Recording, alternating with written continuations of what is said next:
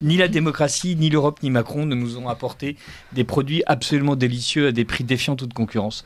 Si, les capotes sont gratuites. On va parler moins de 25 ans. Voilà. Respectueux pour la sexualité de toutes les Alors, personnes. Macron pense à tout le monde, donc effectivement, il a commencé sur les vrais produits de première nécessité. On pourra manger du latex comme ça. David Lépée, puisque nous parlons des préservatifs, c'est-à-dire puisque nous sommes macroniens dans l'âme et dans l'expression, évidemment, le préservatif me fait penser au malthusianisme, cette espèce de limitation des naissances à laquelle le président Macron a l'air de vouloir souscrire. Voilà, il va tuer les vieux avec l'euthanasie, il va empêcher les jeunes de procréer avec son préservatif gratuit.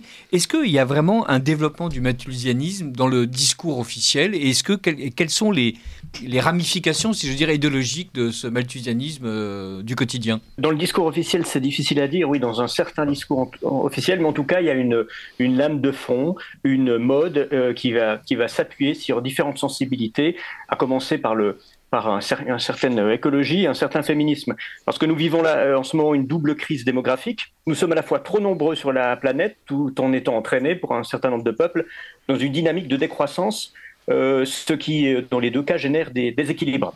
S'il est vrai que l'humanité a effectué 87% de sa croissance démographique en moins de 3 siècles, il est tout aussi vrai que la baisse de la fécondité est aujourd'hui en Occident une lame de fond. Ainsi, pour ne prendre que cet exemple, 1/3 des Allemandes a aujourd'hui renoncé à la maternité.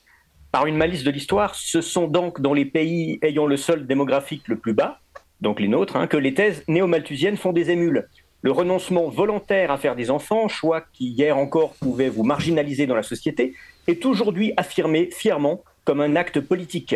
Des motivations de ceux qui s'appellent eux-mêmes les child free, donc sans libre d'enfants, varient d'une personne à l'autre.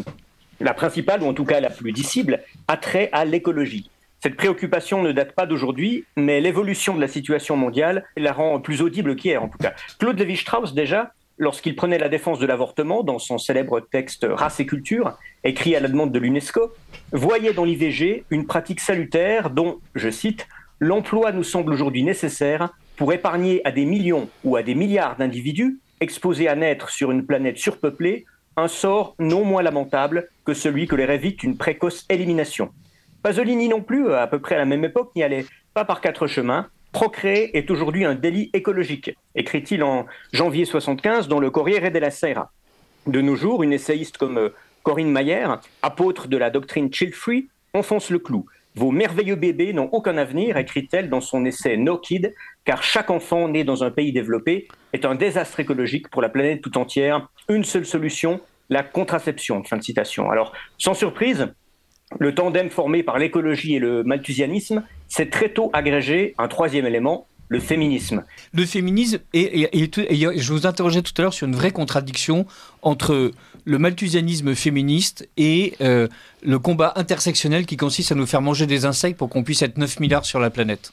Voilà, mais donc je vous laisse poursuivre votre chronique qui est plus intelligente que mon interruption, mais vous n'échappez pas aux insectes. Oui, on y reviendra parce que c'est une contradiction intéressante. Mais avant d'y venir, je fais ce petit rappel historique.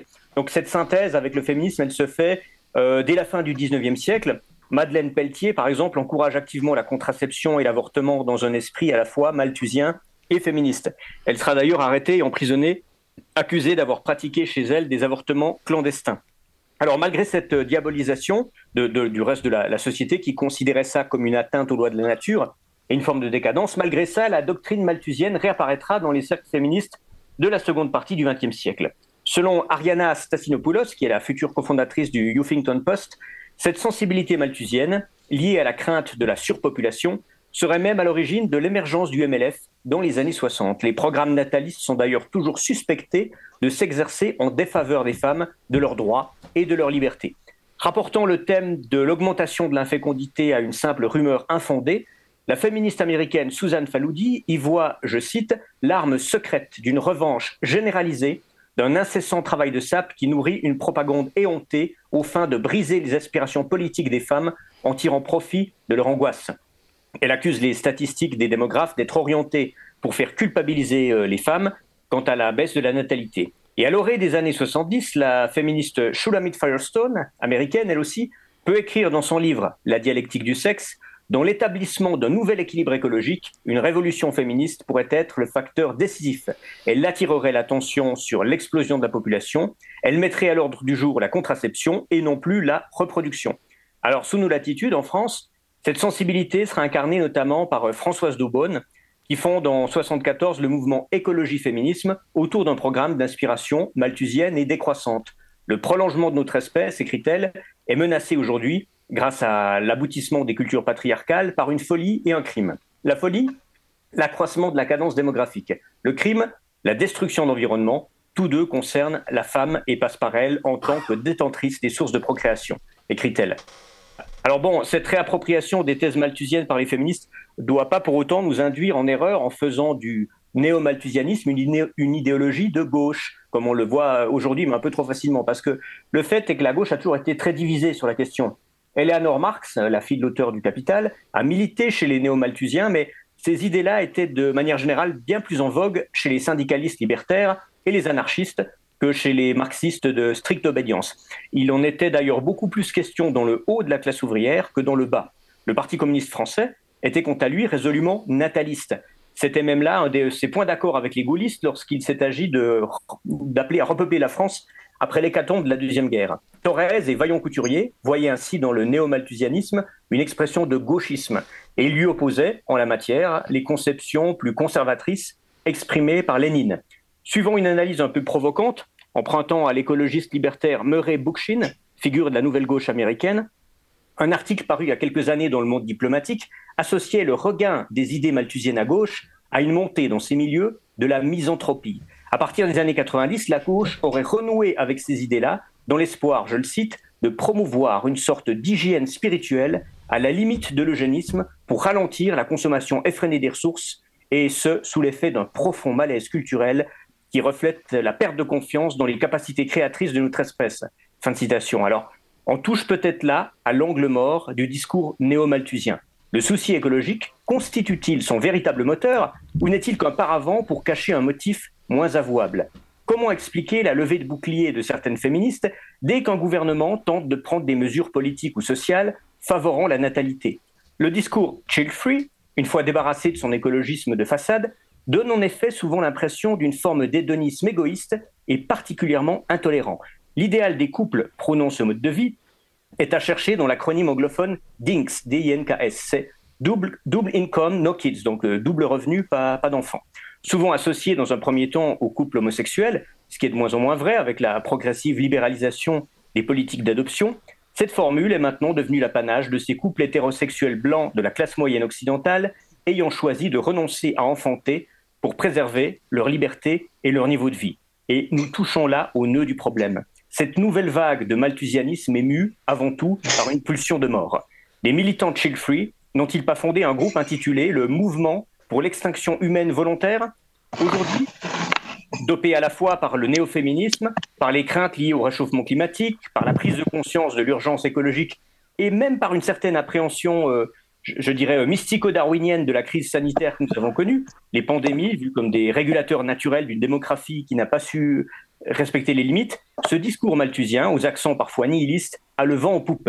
Il n'est même plus vraiment subversif. Il occupe une place de choix parmi les sujets abordés par les médias jeunes en ligne que sont, par exemple, Combini, Brut, Vice, Slate et quelques autres. Au programme de leurs articles et vidéos, la justification de l'euthanasie, la revendication du non-enfantement, la défense du suicide, ou encore le droit de pouvoir être transformé en engrais après sa mort. Tous ces sujets ont réellement été traités par ces médias, vous pouvez aller vérifier. Ceux qui chercheraient dans ce changement de paradigme une piste vers la décroissance, la frugalité, la remise en cause du modèle productiviste seront déçus. Nous restons avec ces néo-malthusiens dans l'ère idéologique du progressisme, individualisme, déracinement, atomisation, refus du donné naturel.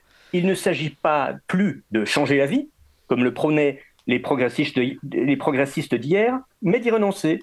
Alors en conclusion, c'est là tout le paradoxe. Un nombre croissant de jeunes occidentaux, affolés par les dégâts causés par le capitalisme sur notre environnement, se résignent à ne plus avoir d'enfants pour sauver la planète. Ce faisant, ils laissent le terrain libre à des enfants en moyenne moins conscients et moins responsables que ceux qu'ils auraient pu élever dans leurs valeurs s'ils leur avaient donné naissance. Leur malthusianisme, qui n'est que l'habillage intellectuel d'un instinct de mort, n'a rien de décroissant. Il a au contraire pour conséquence d'empêcher l'existence d'une nouvelle génération de décroissants. Corinne Mayer, que je citais il y a quelques instants, a trouvé la solution, comme elle l'explique dans son livre. L'argument rebattu, l'Europe vieillit, le renouvellement des générations n'est pas assuré, ne tient pas une seconde, écrit-elle. Faisons venir des immigrés pour, d'une part, occuper les postes dont les jeunes ne veulent pas, et d'autre part, financer les retraites. Les volontaires ne manquent pas, il suffit d'ouvrir les portes. Fin de citation.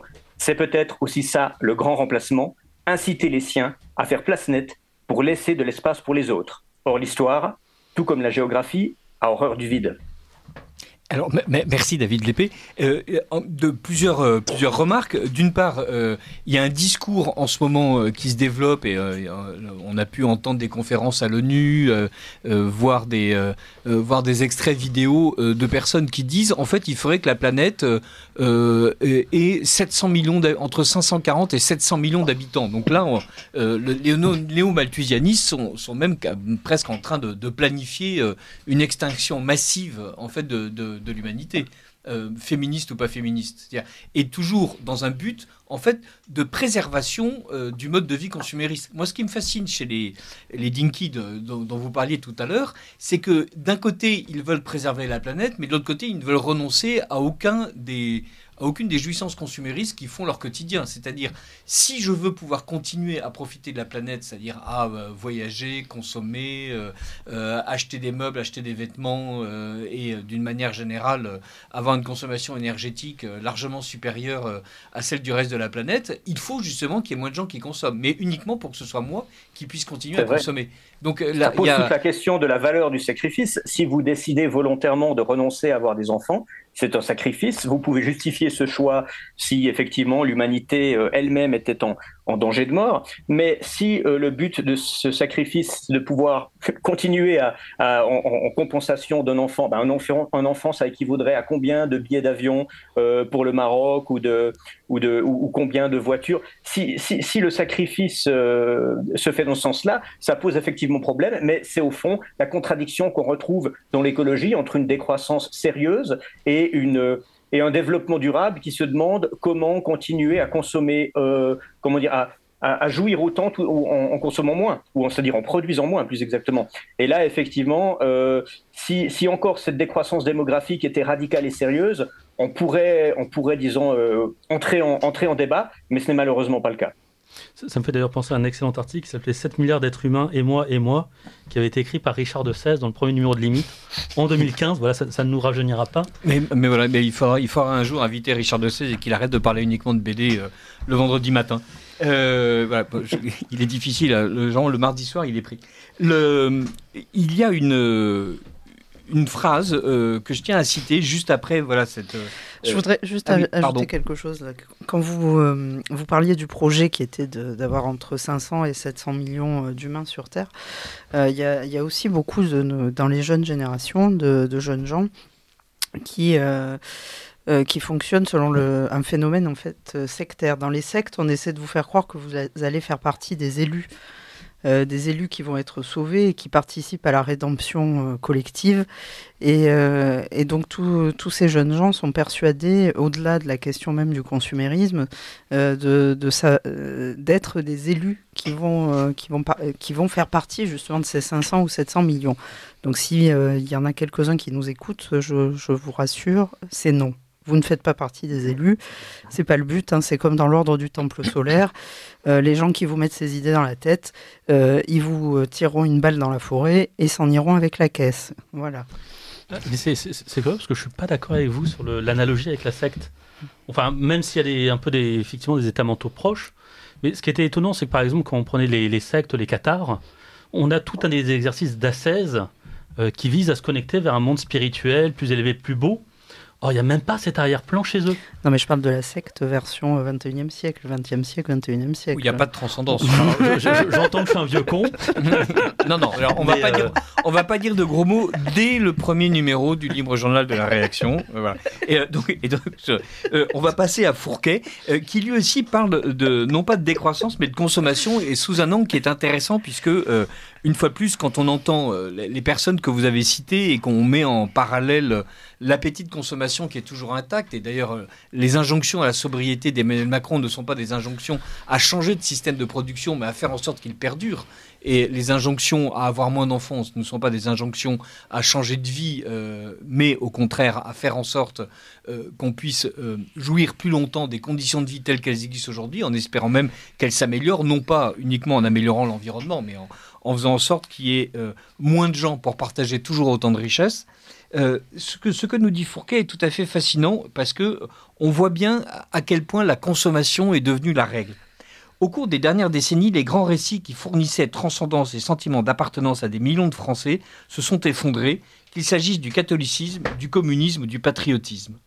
Pour tenter de combler ce vide abyssal, d'autres projets et philosophies politiques ont émergé, comme la construction européenne ou l'écologie, qui séduisent chacune quelques îles de l'archipel français, sans disposer pour autant de la force structurante dont jouissaient le catholicisme, le patriotisme républicain ou le communisme.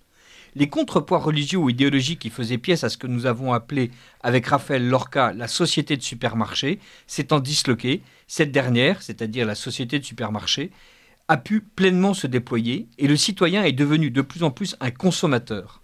L'un des principaux droits d'Homo economicus est celui de consommer. Sa souveraineté individuelle de citoyen consommateur s'exerce par le fait de pouvoir acheter.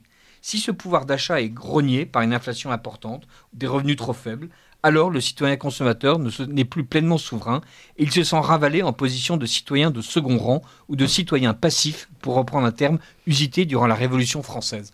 Et là, on a véritablement, effectivement, transformé les Français en machines à consommer et on ne se sent exister que dans la mesure où on consomme.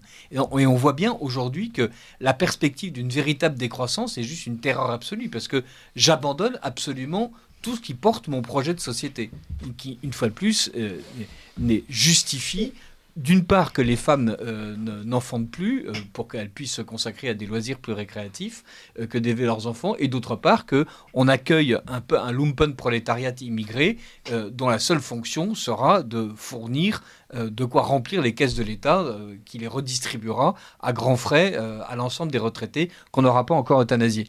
Donc c'est quand même... C'est tout à fait... Quand je vous disais que la géographie a horreur du vide, je faisais effectivement référence au flux migratoire, parce que si, dans une certaine mesure, l'idée d'avoir moins d'enfants pour avoir une humanité plus saine et plus respectueuse de la nature pourrait se concevoir, on sait bien que dans la mondialisation actuelle d'un monde sans frontières, avoir moins d'enfants, c'est accepter que leur place soit prise par d'autres enfants. Et ce qui, outre les problèmes culturels qu'on connaît bien, pose un problème réellement écologique, étant donné que cette conscience écologique est portée à son incandescence chez nous, dans nos peuples, dans notre civilisation, du moins pour le moment.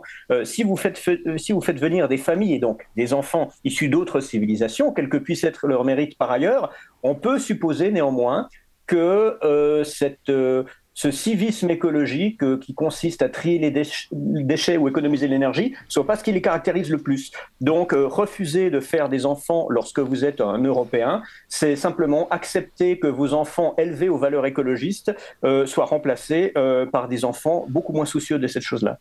Donc, c'est se tirer une balle dans le pied.